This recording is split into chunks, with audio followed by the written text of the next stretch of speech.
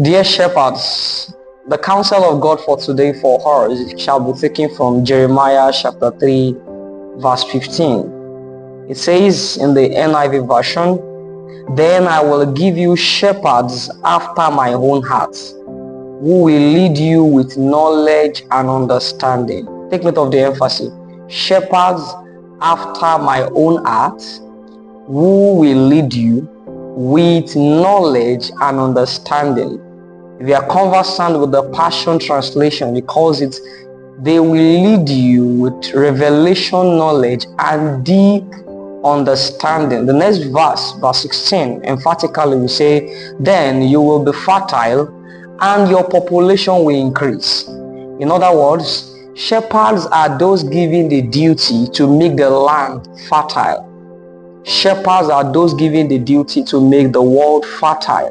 So there is no fertility to the world without shepherds of Christ doing the work of a shepherd that Jesus has given to them.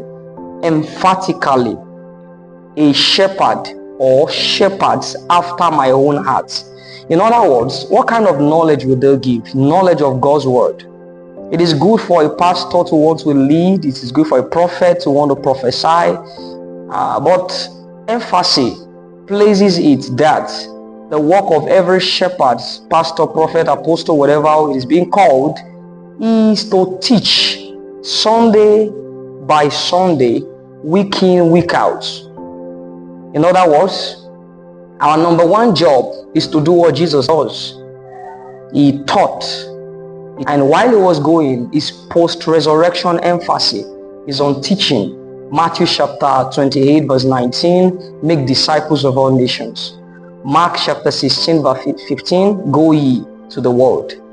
The book of Luke chapter 24 verse 48, "Be ye witnesses of these things that I have said consistently." John chapter 21 verse 15, 16, 17, "Feed my sheep, feed my sheep, feed my lambs."